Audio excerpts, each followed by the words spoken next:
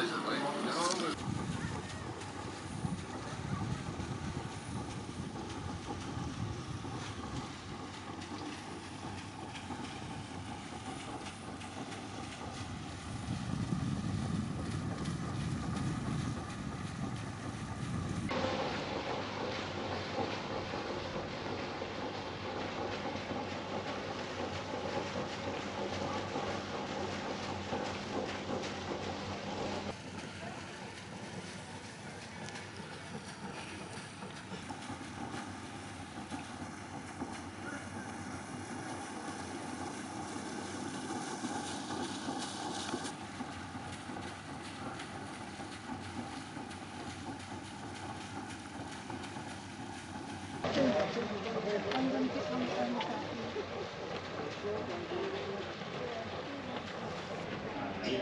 review, many inspired artists and writers, such as Samuel Taylor Coleridge, who worked with.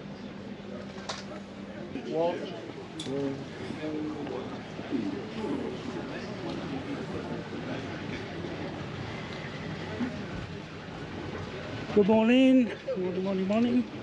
Just before you start board.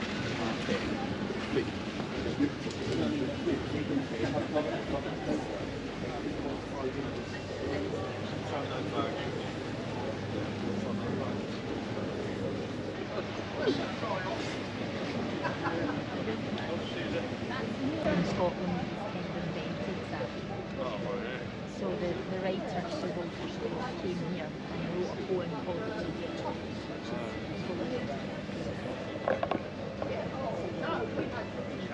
Well folks, that's us now dropped our roads and we're heading for the open loch.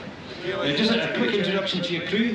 On deck today we have Carolina at the back there and Lucas at the front, Larry in the engine room, myself Stuart on the mic and Neil who's currently steering.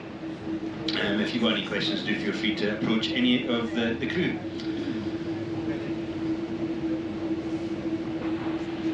Facilities on board, we have an all abilities bathroom in the forward cabin and we also do have a cafe and 156 metres deep. Well, that's the deepest we've found with the apparatus that we have on board. No monster in there, the best of our knowledge, but there are one or two big fish, principal species being brown trout and pike. The water temperature, well, suffice to say it's very cold, so I certainly recommend against the swim in Loch Katrine this morning, as we do have an invariable authority that the shrinkage factor is pretty high. It is very, very cold in the water. Now looking over to the right hand side, you'll see the single peak of Ben Ann, stands at about 500 metres, takes an hour to climb. And to the side of the mountain you are rewarded with some fantastic views over Loch Katrine and the rest of the Trossachs. Whilst on the left, bigger mountain, 750 metres, this is Benvenue. Takes about 3 hours to get to the top, and again for the size of hill you are rewarded with some fantastic views over Loch Katrine and the rest of the national park. Now Loch Katrine is not the loch's original name. There is no K in the mark of the six.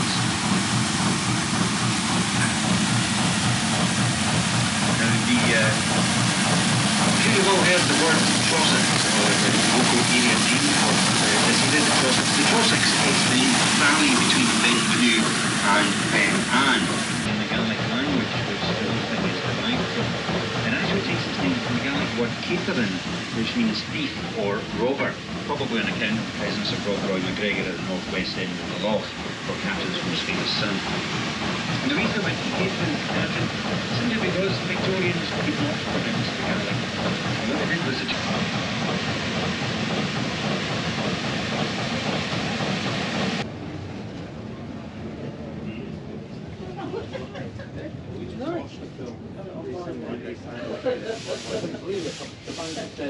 Oh yes, yes. fish whip. Yeah, that's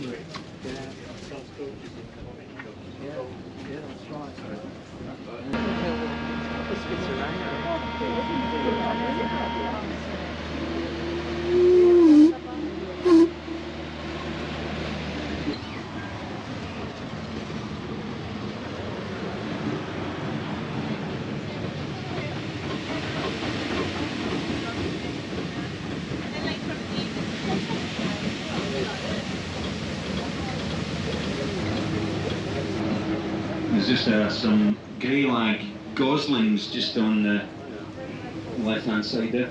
I don't think that.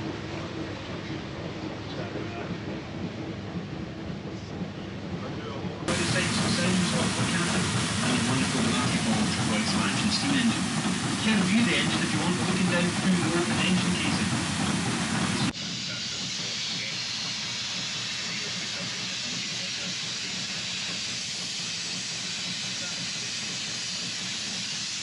The lodge there, last time cheese hands, £1.2 million, and you can see why, can't you? Location, location, location. No neighbours, which is always a good thing. So was at this time of year, you do have to put up with a bit for midges and really bad internet. Island Isle, and he basically named the island, and his heroine, he based his novel The Lady of the Lake around Island Isle and Loch Katrine. The Lady of the Lake was his magnum opus of a novel, and it sold 25,000 copies.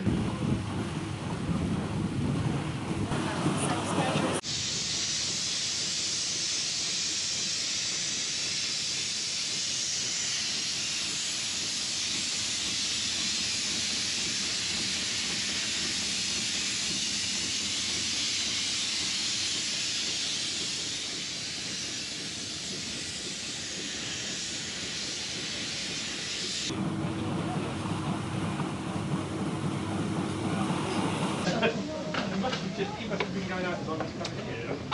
Must have been really big.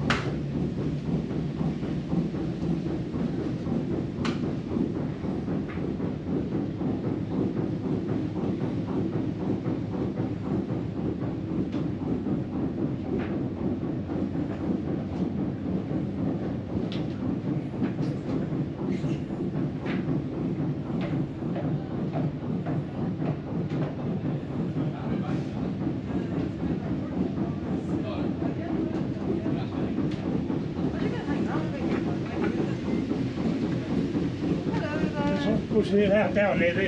Yeah, well, that's what in progress. We're going to install another cafe there, so there will be one in the corner just on that side. Yeah, so and it will be more like a private lounge. You can then hire for some private.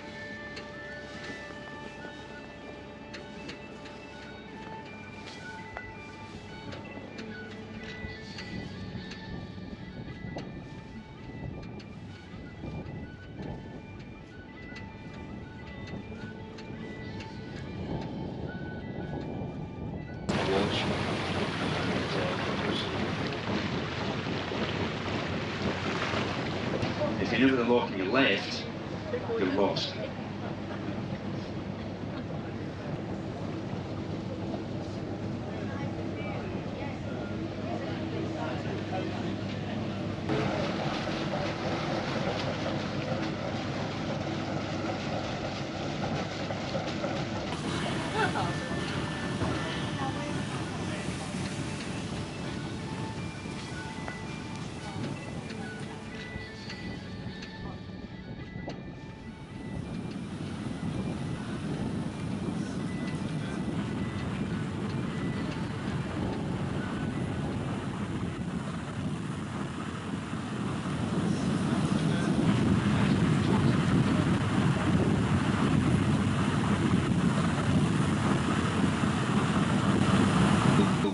And that's what controls the entry of the water into the two tunnels that runs the 150 million gallons every 24 hours down to the city of Glasgow. Tell you a bit more about that later as we head back the other way, but Royal Cottage itself, it was built for Queen Victoria for one night. And the idea was that she'd open the Waterworks project in a lavish ceremony and then stay and entertain the local dignitaries overnight in the cottage, and then the next morning depart to wherever she was heading.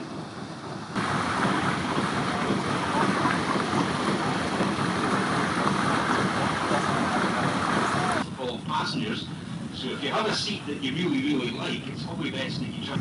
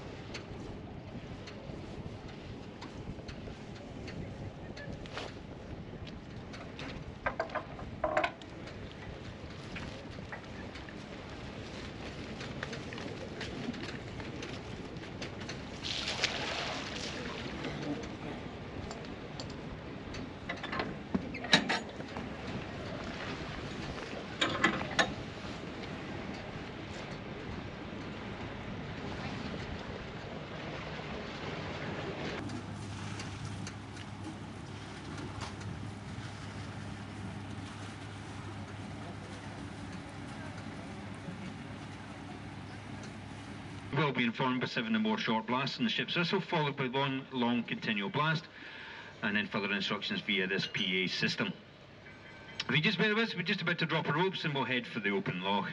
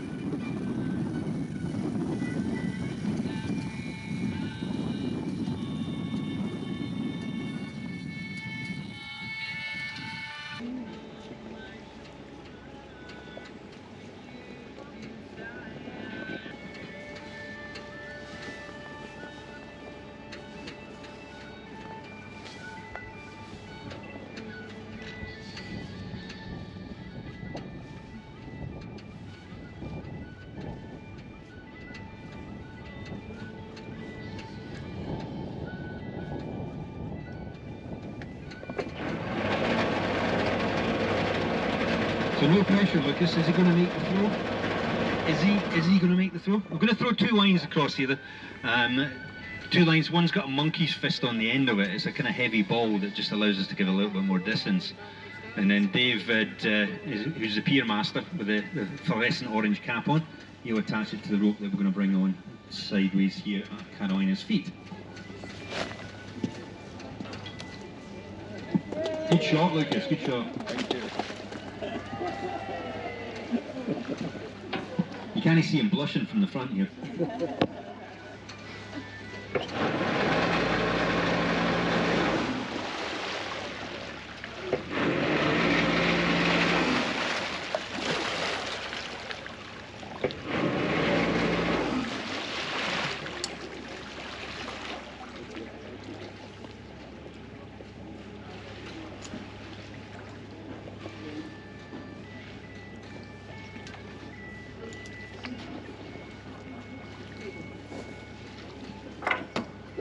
Oh, you're just showing off now.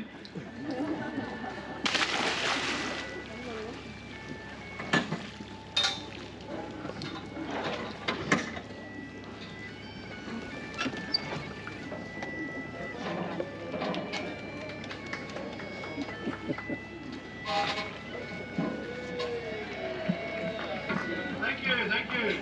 Thanks, Carolina.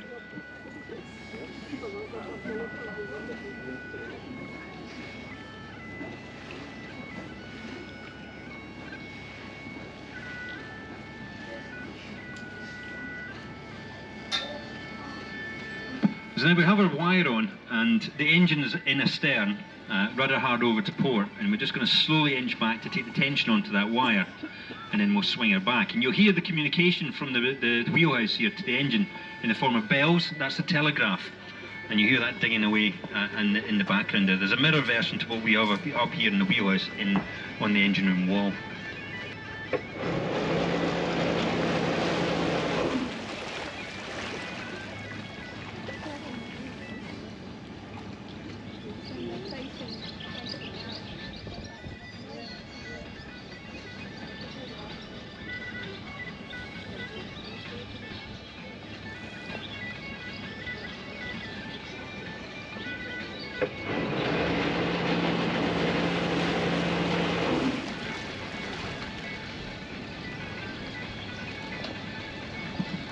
Well, folks, that's us almost back in alongside, and just all that's left for me to do now is just to thank you guys for coming on board and using this service. We do appreciate you, and it's nice after 3 years of not having anybody on board to see you guys back on the steamships of Walter Scott.